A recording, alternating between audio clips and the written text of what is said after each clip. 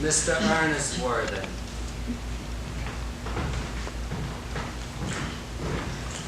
Ernest, how are you? What brings you? Oh, pleasure. What else would bring one anywhere? Eating as usual, I see, Algie. I believe it is customary in good society to take some slight refreshment around 5 o'clock. Where have you been since last Thursday? In the country. What on earth do you do there? Amuse people. And who are the people that you amuse? Oh, neighbors. Got nice neighbors in your part of Shropshire? Shropshire is your county, is it not? Shropshire, yes, of course. Why all the teacups? Why the cucumber sandwiches? Who's coming to tea? Oh, merely Antigosta. How perfectly delightful. Yes, that is all very well. But I don't think that Antigosta will quite approve of your being here. May I ask why? My dear fellow, the way you flirt with Gwendolyn is perfectly disgraceful. It's almost as bad as the way Gwendolyn flirts with you. I am in love with Gwendolyn. I have come to town expressly to propose to her. I thought you had come up for pleasure. I call that business. How utterly unromantic you are. I don't see anything romantic in proposing. It is very romantic to be in love. But there is nothing romantic about a definite proposal. Why, one may even be accepted. One usually is, I believe. Then the excitement is over.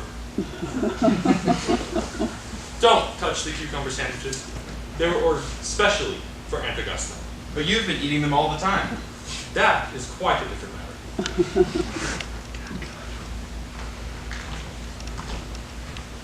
My dear boy, Gwendolyn is my first cousin, and before I allow you to marry her, you will have to clear up the whole question of Cecily. Cecily? What on earth do you mean? Do you mean to say you've had my cigarette case all this time? I was writing frantic letters to Scotland Yard about it.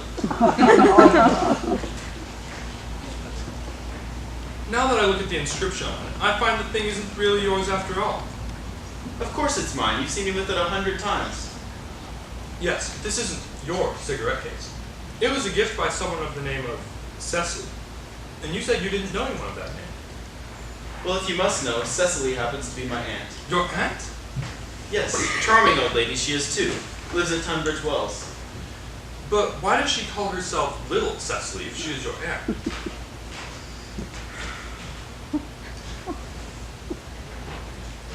Just give it back to me, Algie. And why does she call herself, and why does your...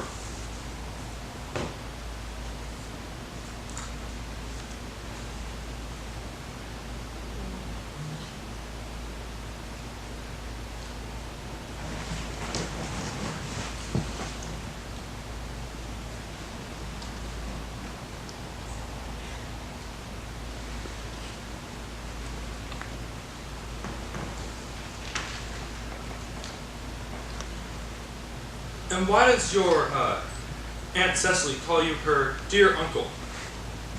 Cecily, for motives of respect you cannot possibly appreciate, addresses me as her uncle.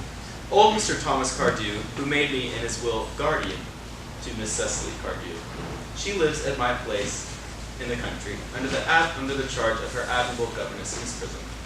Where is that place in the country, by the way? Oh, that's nothing to you, dear boy. You are not going to be invited. I may tell you quite candidly that the place is not in Shropshire. I would have guessed that. I have bum-buried all over Shropshire on 2 separate occasions. Now, go on. Why are you, Ernest in town and Jack in the country? It's all perfectly simple. In order to get up to town, I have always pretended to have a younger brother by the name of Earnest, who gets into the most dreadful scrapes. That, my dear Algie, is the whole truth, pure and simple.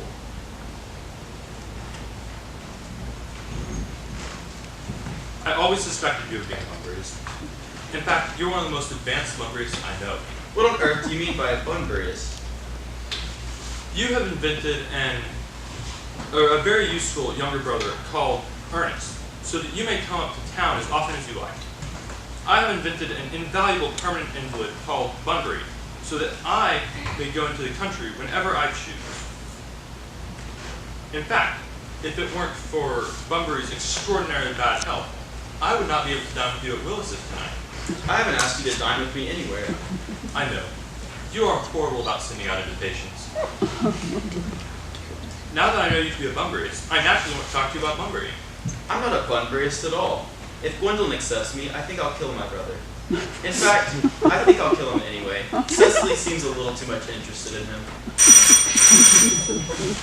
Ah, that must be Aunt Augusta.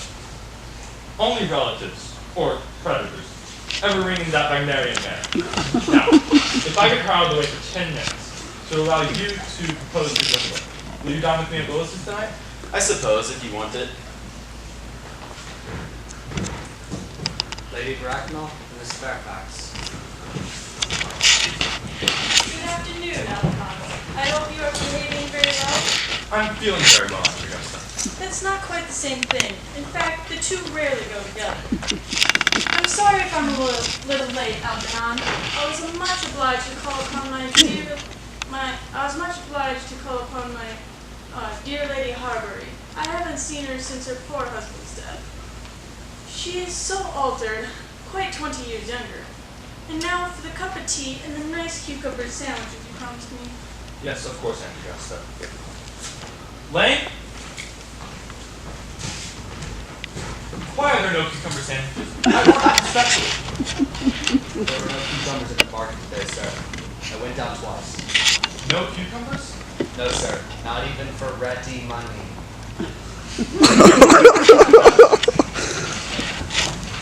I am greatly distressed, Aunt Augusta, about there being no cucumbers, not even for ready money. Also, I am afraid that I will have the pleasure of dining with you tonight, Aunt Augusta.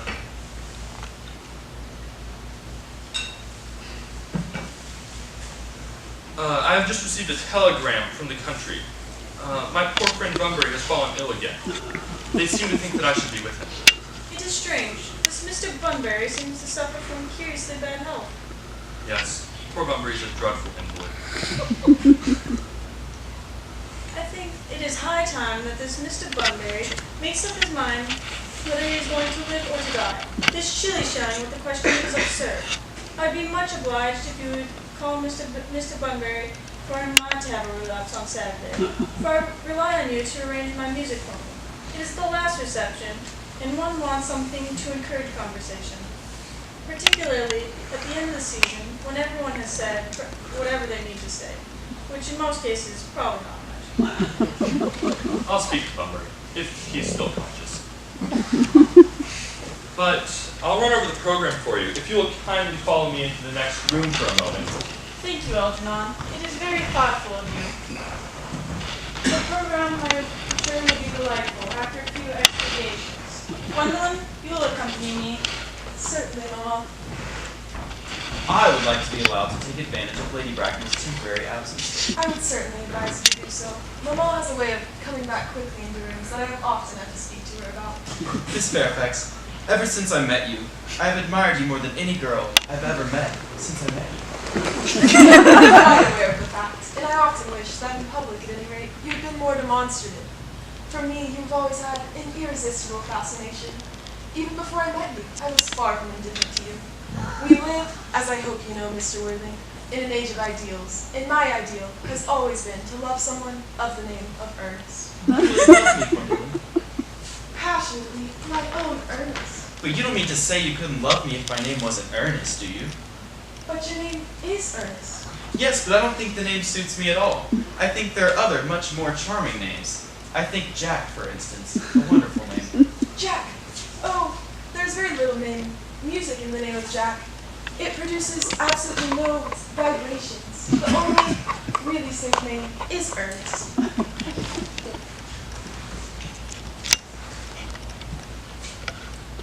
Gwendolyn, my own darling. I must get christened at once. I mean, we must get married at once. Married, Mr. Worthing? Yes, you know that I love you, and you have led me to believe that you were not completely indifferent to me. I adore you, but nothing has been said at all about marriage. The subject has not even been touched on. Well, may I propose to you now? Certainly. And I think it only fair to tell you that I fully plan to accept your offer. Oh, Gwendolyn, Yes, darling, what have you got to say to me? will you marry me? Of course I will. But how do you feel about it? What beautiful blue eyes you have. They are quite blue. I only wish that you would look at me like this when there are other people present. Mr. Worthing, rise, sir, from the semi-recumbent posture. It is most ridiculous. Mamma, I must beg you to retire. This is no place for you. Besides, Mr. Worthing is not quite finished yet. Finished with what, may I ask? Mamma, Mr. Worthing and I are engaged to be married. Pardon me, you are not engaged to anyone. When you become engaged, I will inform you of the fact. It is hardly a matter that a girl can arrange for herself. And now I have a few questions to put to you, Mr. Worthing. Gwendolyn? Gwendolyn, the carriage! You may have a seat, Mr. Worthing. Thank you, Lady Bracknell, but I prefer standing. I must admit, you are not on the list of eligible young men. However, I'm quite ready to enter your name if your answers are what a really affectionate mother requires. You smoke? Well, yes, I must admit I smoke. I'm glad to hear it. A man should have an occupation of some kind. There are far too many idle men in London as it is. How old are you? 29. I'm glad to hear it. That is a good age to be married at. What is your income? Between 7,000 and 8,000 a year. That is satisfactory. And now to minor matters. Are your parents living? I have lost both my parents. Both? That seems like carelessness. Who is your father? I'm afraid I don't know. I said I lost both my parents. It would be near the truth to say that my parents seem to have lost me. I have no idea who I am by birth. I was found. Found? Yes, found in a handbag. Yes, a brown leather handbag with handles to it. A rather ordinary handbag, in fact. Where did this charitable gentleman find you? In the cloakroom at Victoria Station. In what locality did this Thomas Cardew come across an ordinary handbag? I believe it was in the Victoria Station, as I previously mentioned. Well, you can hardly imagine that I, Lord Bracknell, would dream of allowing our only daughter to marry into a cloakroom and form an alliance with a parcel. Good morning, Mr. Worthing. Good morning.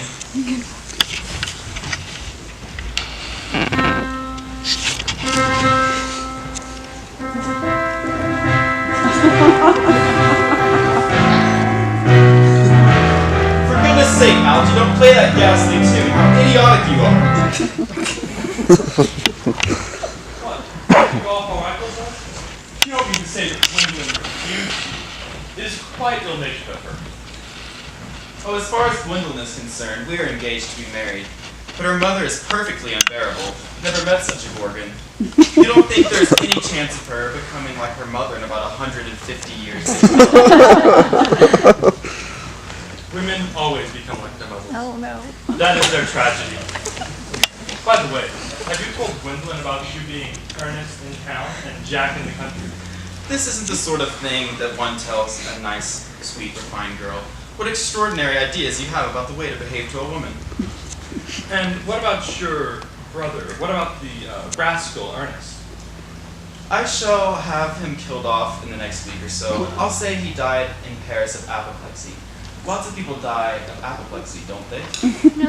Yes, but it's hereditary, my dear fellow. You should say that he died of a severe chill. And you're sure that a severe chill isn't hereditary or anything like that? Of course it's not. Very well then, he's carried off by a severe chill in Paris. That takes care of him. I thought you said that Miss Cardew was a little too interested in your brother Ernest. I'm afraid she won't feel his loss a great deal. She's not a silly, romantic girl. She's got a capital appetite, she goes for long walks, and she pays no attention to her lessons at all. I would rather like to meet Cecily. I will take very good care that you never do. She's excessively pretty, and she's only just 18. Have you told Gwendolyn that you have an excessively pretty ward who is only just 18? One doesn't blurt these things out to people. Gwendolyn and Cecily are certain to become best friends. I'll bet you anything that within half an hour of meeting each other, they're calling each other sister. Women only call each other sister after they've called each other a lot of other things first. Now, we must get ready if we want to get a good table at Willis's. Miss Fairfax? Gwendolyn, upon my word. Algie, kindly turn me back. I have something very particular to say this morning. I really don't think that I can allow this at all. Gwendolyn, darling. Ernest, I fear we may never get married. From the expression on the wall's face, I fear we never shall. And though I may marry someone else, and marry often, nothing she can possibly do can alter my eternal devotion to you. My own darling. The story of your romantic origin, as related to my mamma, has stirred up the innermost fibers of my being. Your town address I have. What is your address in the country? The Manor House, Woolton, Hertfordshire. You have good postal service, do you not? I'm afraid I may have to do something dreadful. I will write to you daily. Very well. How long will you be in town? Till Monday. Good. Algie, you may turn around now. Gwendolyn, allow me to see your hair. Certainly.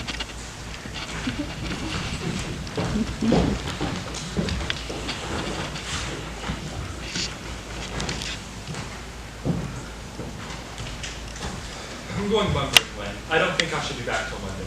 Yes, sir. You can put up my smoking jacket, my dress clothes, and all the Bunbury suits. Yes, sir. Tomorrow will be a great day, Gwen. It never is, sir. You're a perfect pessimist, Lane. I do my best to give satisfaction. There's a sensible, intelligent girl. The only girl I've ever loved. What are you so amused at? Oh, I'm just anxious about poor Bunbury. That's all. You better be careful. Bunbury is going to get you into a serious scrape someday. Oh, I love scrapes.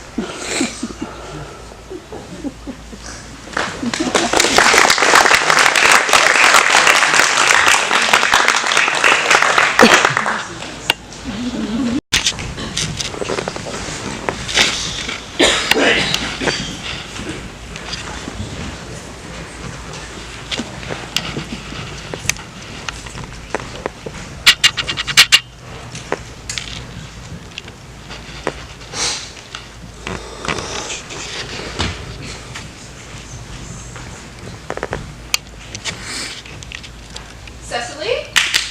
Cecily? Surely such a utilitarian occupation as watering the flowers is much more highly suited than your own, especially when your intellectual pleasures await you. Pray, open your German grammar to page 15. You know how anxious your guardian gets if you should approve yourself. You lay particular stress on your German as he's leaving for town. In fact, he always lays particular stress on your German when he's leaving for town. Uncle Jack is so very serious. Sometimes he's so serious, I think he cannot be quite well. Cecily, I'm surprised at you. Mr. Worthing has many troubles in his life. You must remember the constant anxiety of his poor unfortunate brother. I wish you would allow that unfortunate young man, his brother, to come down here sometimes. We might have a good influence over him as prison. I do not even think that I could produce an effect on a character that, according to his own brother's admissions, is irretrievably weak and vacillating. You must put away your diary, Cecily. I don't see why you should keep a diary at all. I keep a diary in order to enjoy the wonderful secrets of my life. If I did not write them down, I should probably forget all about them. Memory, my dear Cecily, is a diary we can carry about with us all. Yes, but it usually chronicles the things that have never happened and couldn't possibly happen. I believe that memory is responsible for nearly all the 3-volume novels on the shelves in our circulating libraries. Do not speak slightly of the 3-volume novels, Cecily. I wrote one myself in my earlier days. Did you really, Miss Prism? Or was your novel ever published? Alas, no. It was either lost or mislaid. I see you're Dr. Choswell coming up to your garden. Dr. Choswell, this is indeed a pleasure. And how are we this morning? Well, Dear Miss Prism has just been complaining of a slight headache. I think it would do her so much good to have a short stroll with you in the park, Dr. Choswell. Cecily, I don't mention anything of a slight headache. No, dear Miss Prism, I know that, but I felt instinctively that you had a headache. Dear doctor, I think I will have a stroll with you. I feel as if I do have a headache, and a walk might do me good.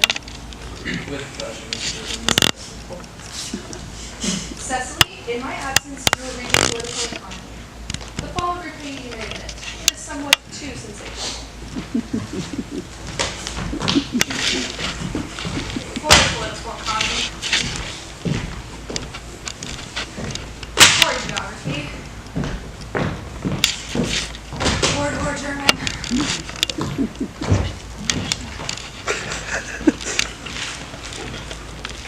Ah!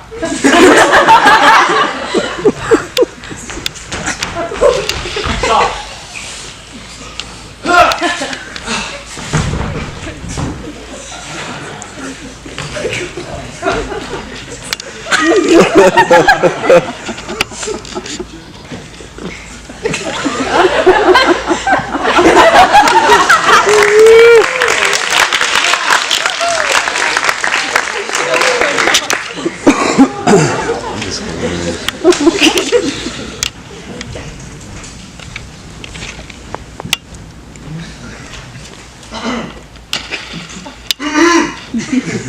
Mr. Ernest Worthing has just driven over from the station. He's brought his luggage with him. Mr. Ernest Worthing before the outing. Uncle Jack's brother. Did you tell Mr. Worthing was in town? Yes, miss. He seemed very much disappointed. He said he was anxious to speak with you privately for a moment. Tell him to come out. I suppose you'd better talk to the housekeeper about a room for him. Yes, miss. I've never met really any wicked person before. I'm so frightened. I'm so afraid he should look just like everyone else.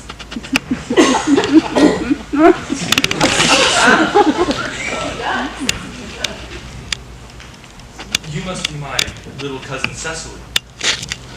I see you, I see in your car, for Uncle Jack's wicked brother. Oh, I'm not really wicked at all. You mustn't think that I'm wicked, cousin Cecily. Then you have certainly been deceiving us all in a very inexcusable manner. Oh, I have been rather reckless. I'm glad to hear it. Now that you mention it, I have been very bad in my own small way. That is why I was asking if you might reform me. You might make that mission if you would like, cousin Cecily. I'm afraid I haven't time this afternoon. Well, then would you mind me reforming myself? I think you should try. Thank you, I will. I feel better already. Cecily, you're the prettiest girl I ever saw. I don't think it can be right for you to talk to me like that. Miss Prison never says such things to me. And Miss Prison is an old, short-sighted old woman. Miss Prison says that all good looks are a snare. They're a snare that every sensible man would love to be caught in.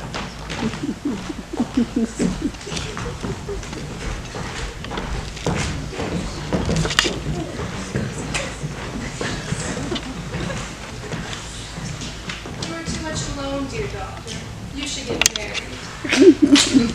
For if you were alone, you could remain a permanent public temptation. Mr. Worthing? Mr. Worthing.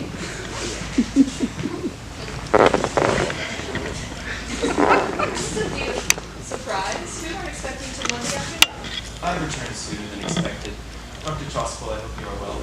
Dear Mr. Worthing, I trust this Dr. Wilson does not interpret so humanity. My brother. Still his life a pleasure. Dead. Your brother Ernest dead? Quite dead. Well, that's important. He will talk about it. Were you with him at the end? No, he died abroad. In Paris, in fact. Was the cause of death mentioned? A severe chill, it seems. You would no doubt wish me to make some slight allusion to this tragic domestic affliction next Sunday. My sermon on the men on the wilderness can be adapted on almost any occasion. Joyful, or as in the present case, distressing. I preached at harvest celebrations, christenings, confirmations, on days of humiliation, and festival days. Oh, you mentioned christenings. That reminds me, you still do know how to christen, don't you? I mean, you are continually christening, are you not?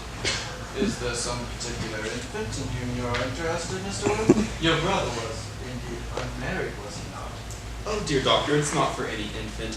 I myself would like to be christened this afternoon if you have nothing better to do. But surely you've been christened already. I don't remember anything of the sort. If you think I'm a little old now. Not at all. The sprinkling and indeed the immersion of adults is a perfectly canonical practice. Immersion? No apprehensions. The sprinkling is all that is necessary, and indeed, I think, advisable. The weather is so changeable. And at what time would you like it performed? Would 5:30 do? Admirably, admirably. Now, dear Mr. Worthing, I trust this garb.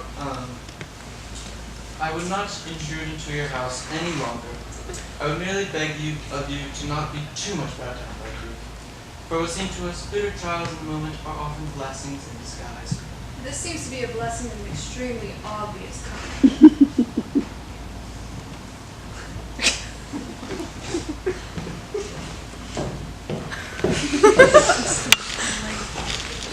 Uncle Jack, I'm so pleased to see you back. What horrid clothes you have on. Do go finish them. Cecily! My child, my child. Why are you Uncle Jack? I have a surprise for you. Who do you think is in the dining room? Your brother. Who? Your brother Ernest. He arrived about half an hour ago. What nonsense! I haven't gotten a brother. Don't say that. However badly he may have behaved to you in the past, he is still your brother. You couldn't be so heartless as to disown him. I'll go get him. These are very joyful tidings.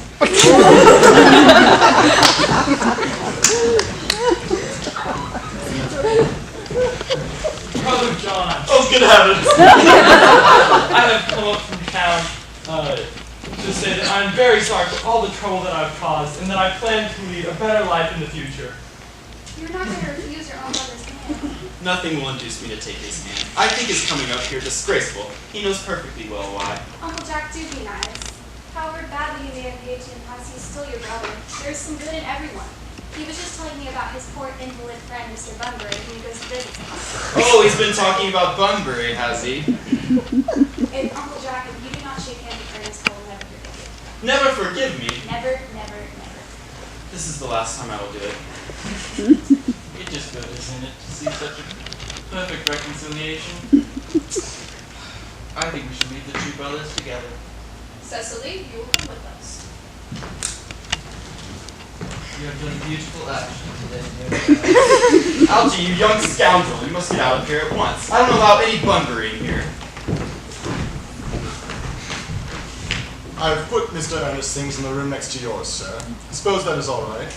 Merriman, order the dog cart at once. Mr. Earnest has been suddenly called back to town. Yes, sir. What an awful liar you are, Jack. I haven't been called back to town at all. Yes, you have. I don't allow any Bunburying here. You will leave by the 4 or 5 train. This Bunburying, as you call it, has not been a successful venture for you. I believe it has been successful. I am in love with Cecily, and that is everything. I thought you were with Uncle Jack. He's gone to order the dog cart for me. Oh, is he going to take you for a nice drive? He's gonna send me away. The dog cart is at the door, sir. Wait, Merriman, for 5 minutes. Yes, miss. Cecily, I do not believe it would be impolite for me to say quite openly this. You seem to me to be absolute perfection. I think your frankness does you great credit. If you will allow me, I will copy your remarks into my diary. You keep a diary? May I see it? I'd give anything to look at it. Oh no. It is simply a very young girl's record of her own thoughts and impressions. But don't stop, Ernest. I delight in taking down from dictation. I agree. Absolute perfection. You can go on. I'm quite ready for more. Cecily, ever since I first saw you, I have dreamed to love you wildly.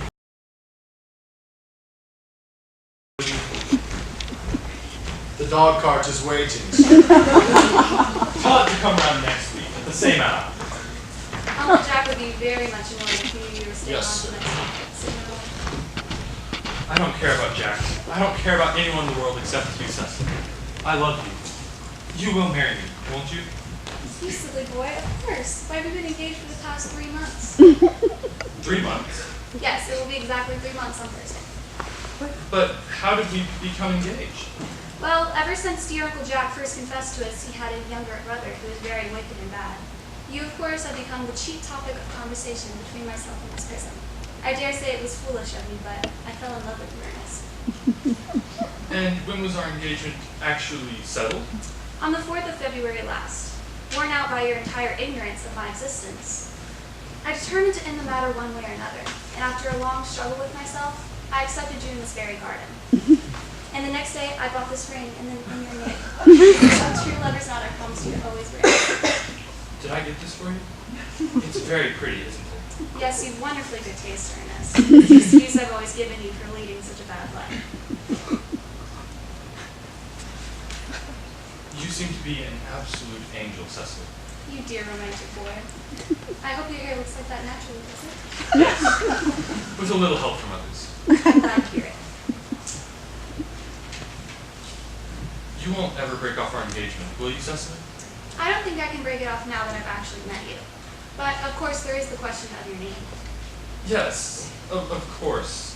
Now, you must not laugh at me, but it has always been a girlish dream of mine to marry someone whose name is Earnest. There's just something in that name that seems to inspire absolute confidence. I pity any poor married woman whose husband is not called Earnest. Oh, but you don't mean you couldn't love me if I had another name. But what name? Oh, any name, like Algernon, for example. But I don't like the name of Algernon. But seriously, Cecily, if my name is Algie, couldn't you love me? I might admire you, I might respect you, but I'm afraid I couldn't give you my undivided attention. Cecily, your rector, I suppose, is thoroughly educated in all the rites and ceremonials of the church? Oh yes, Dr. Chasuble is a most learned man. Great, I must see him on a most important christening. I mean, business, most important business. Oh, I'll be back in no time. what an impetuous boy. I must enter his proposal into my diary.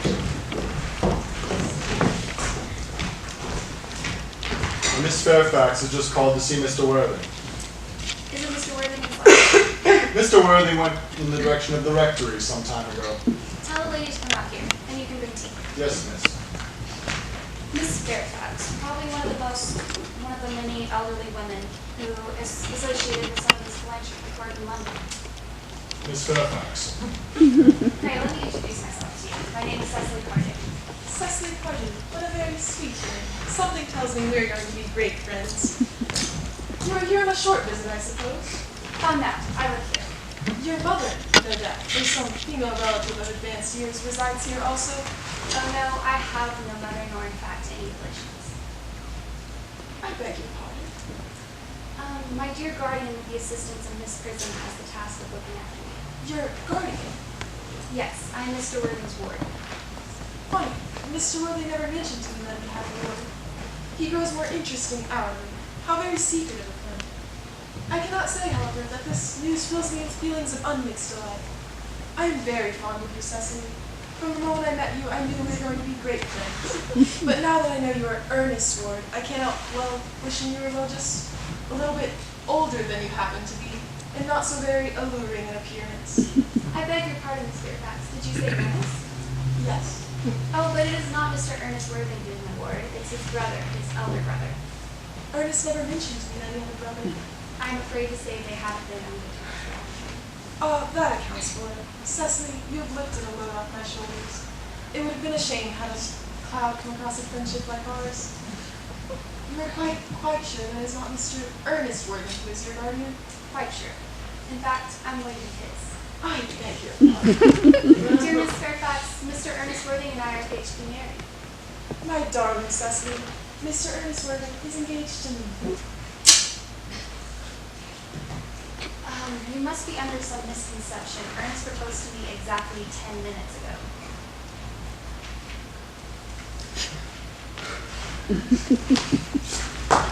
How very curious. Mr. Ernest Worthing proposed to me yesterday afternoon at 5:30.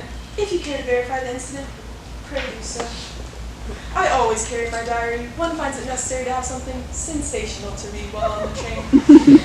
I'm so sorry to disappoint you with my religion, Cecily, but I'm afraid you have the prior claim. I have the prior claim. I feel bound to point out, Miss Fairfax, that since Ernest has proposed to you, he has clearly changed his mind. Ernest! My own Ernest! Gwendolyn, darling. A moment. Are you engaged to be married to this young lady? To dear little Cecily, of course not. What could have put such an idea into your pretty little head? Thank you. You may. I knew there must be some misunderstanding, Miss Fairfax. The gentleman whose arm was present around around the waist is my guardian, Mr. John Horton. I beg your pardon? This is Uncle Jack. Jack! Oh, Here's Darling. a moment. And I asked her engaged to marry to this young lady. Good heavens. Gwendolyn? Yes. Of course not. What could have put such an idea into your pretty little head? Thank you, you may.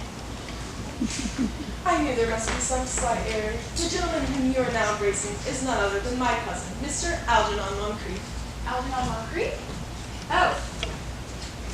Is your name Algernon? I cannot deny it. Is your name really John? I could deny it if I liked. I could deny anything if I liked. My name certainly is John. It's been John for years. A gross deception has been practiced on both of us. My poor wounded Cecily. My dear old Gwendolyn. Your little sister, will you not? There's just one question I'd be allowed to ask my guardian. There's just one question I would like to be allowed to ask you, Mr. Wyndham. Where is your brother Ernest? We are both engaged to be married to a man named Earnest. It is of vital importance to us to know where he is at present. Gwendolyn, Cecily, I have no brother, Ernest. No brother? No, Not even a brother of any kind. none, not of any kind. Cecily, I'm afraid neither of us is engaged to be married to anyone. It's not a very pleasant position for a young girl to suddenly find herself in, is it? Mr. Worthing, there's one question I'd like to be able to ask you. Mr. Moncrief, kindly answer me the following question. Why did you pretend to be Uncle Jack's brother? In order that I might have the opportunity of meeting you, Cecily. That seems a pretty satisfactory I explanation. can't believe him. I don't. That is such a wonderful thing. True, in matters of great importance, style, not sincerity is the vital thing. Mr. Worthing, can you give me an explanation for why you would pretend to have a brother? Was it so that you may visit me more often? Can you doubt it, Miss Fairfax? I have the gravest doubts upon the subject, but I plan to crush them. Their explanation seemed quite satisfactory, especially Mr. Williams. I am more than content with what Mr. Moncrief said. His voice alone inspires one with absolutely no knowledge. Should we forgive them? Yes. I mean no. Right. Their Christian names are still insufferable, Mary. Our Christian names? Is that all? But we're going to be Christmas this afternoon. For my sake, you are prepared to do such a terrible thing.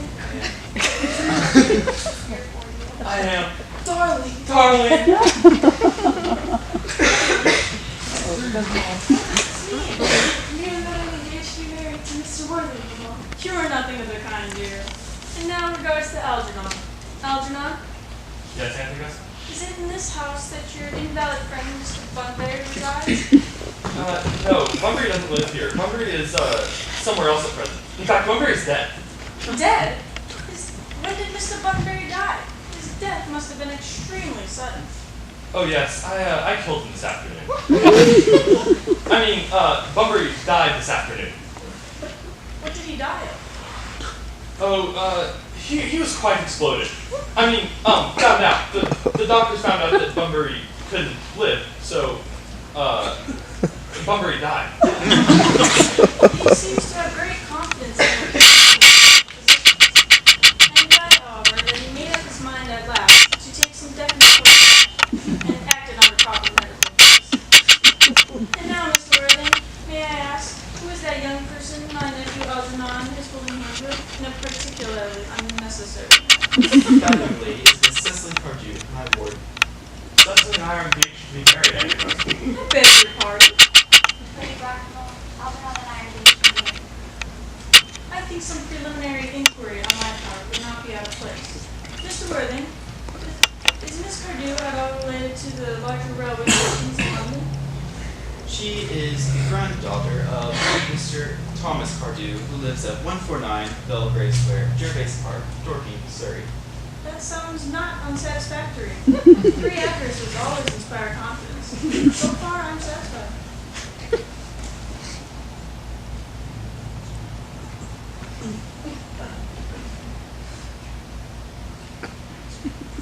I'm extremely kind of you, Lady Bracknell. You will also be pleased to know that I have records of Miss Cecily Cardew's birth, baptism, vaccination, confirmation, and measles, both in the German and English variety. A life crowded with incidents, I see. Though perhaps somewhat too exciting for a young girl. I'm not in favor of premature experiences. But The time approaches for our departure. We haven't a moment to lose. You will also be pleased to be informed that Miss Cecily Cardew's fortune is about £130,000. A moment, Mr. Worthing. £130,000? Miss Cardew looks like the most attractive young lady that Few girls of the present day have such solid qualities. Qualities that will last and improve with time. Come here, dear. Turn around, please. No, the side view is what I want. The chin a little higher. Style largely depends on the way the chin is worn. They are worn very high at present. Algernon, Yes, Aunt Augusta? there are distinct social possibilities in Miss Cardew's profile.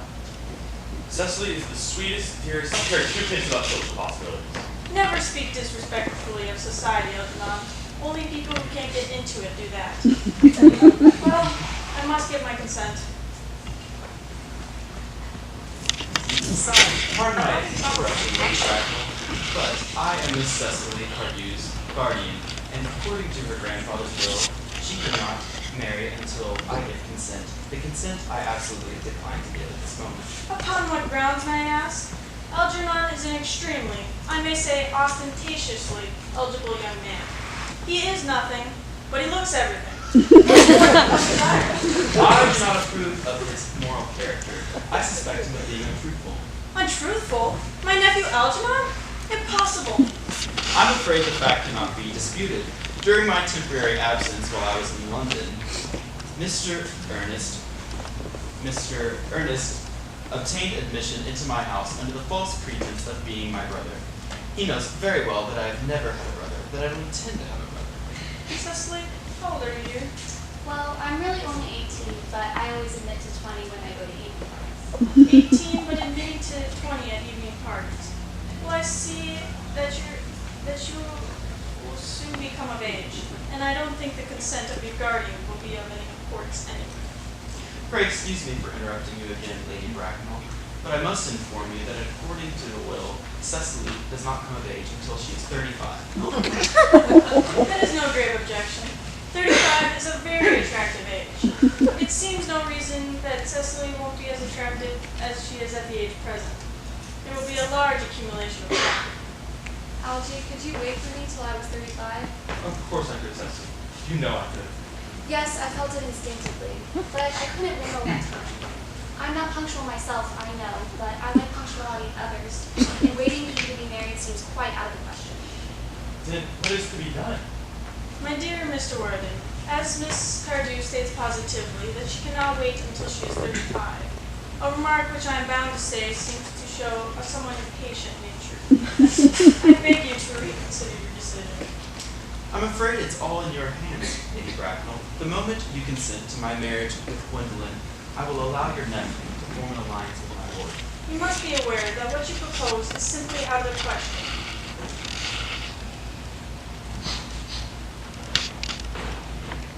Come, dear. The time approaches for our departure. We have already missed 5, if not 6, trains back. To miss any more might expose us to comment on the platform. Everything is quite ready for the christening. The christening, sir?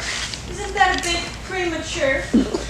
The christenings, dear doctor, I'm afraid will not be of much practical value as it is now. I am grieved to hear such sentiments from you, Mr. Worthing. As your present mood seems to be one peculiarly secular, I will return to the church at once. I had just been informed that Miss Prism has been waiting for me in the vestry for the last hour. Miss Prism? Did I hear you mention a Miss Prism?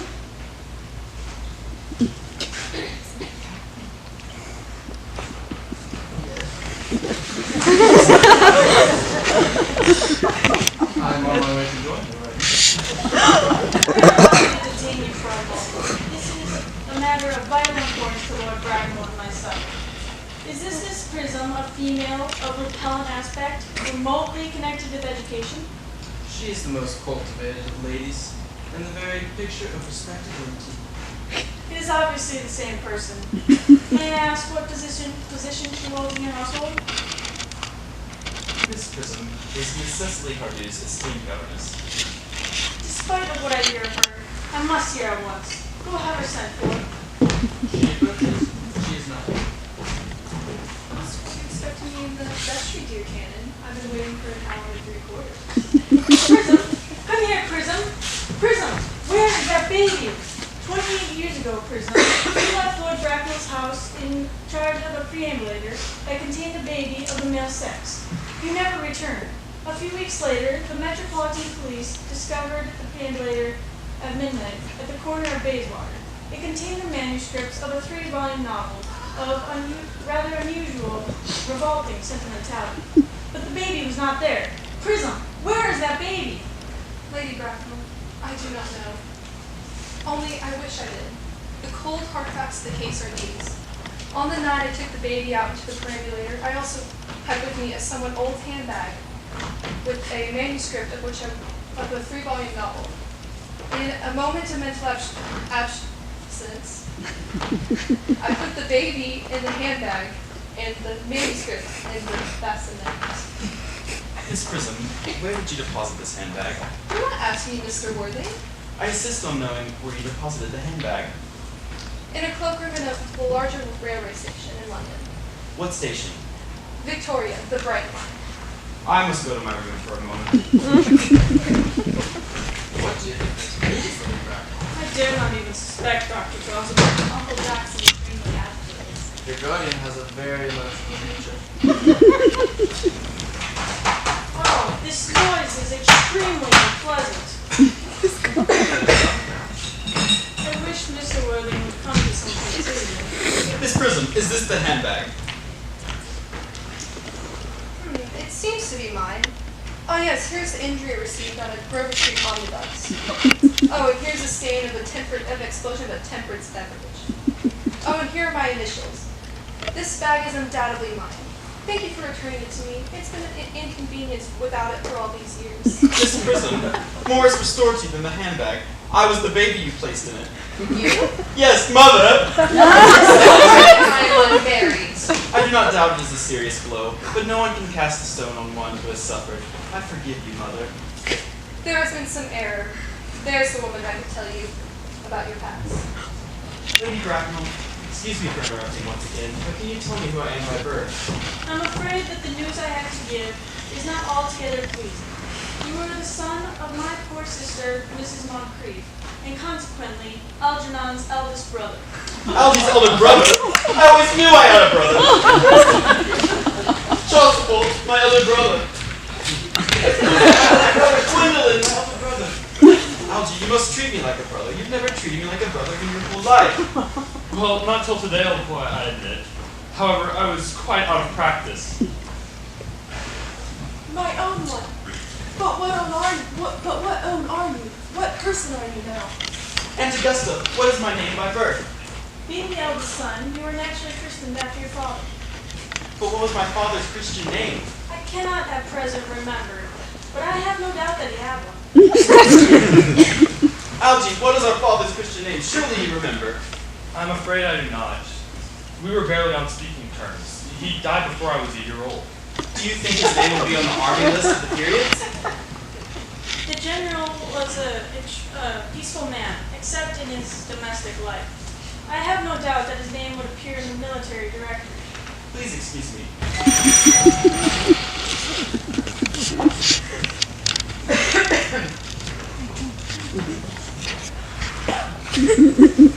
M generals, Malum, Maxboom, Magley. What ghastly names they have. Marksby, Migsby, Mobbs, Moncrief, Lieutenant 1840, Captain, Lieutenant Colonel, Colonel, General 1869. Christian names, Earnest John. Gwendolyn, I always told you my name was Earnest, didn't I? Now I know it truly is Earnest. Ernest, my own Ernest. I always knew that was your name. Gwendolyn, it troubles me that I've told nothing but the truth my entire life. Surely that you can forgive me. I can forgive you. I know you're bound to change. But certainly, the subject of my name is still irrevocable in accordance to you. You'll change. I know it. Cecily, my own. At last. Letitia!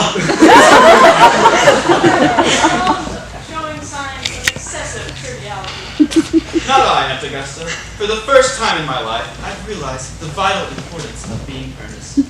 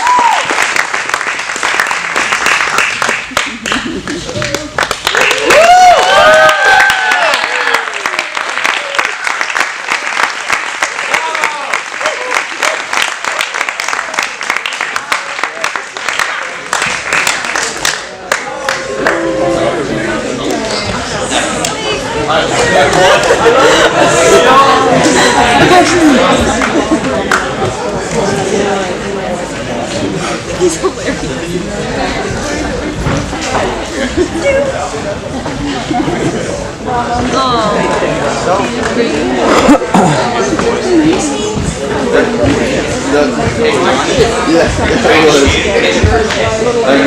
I got to see the movie with them because I was subbing for Paul Bloomberg.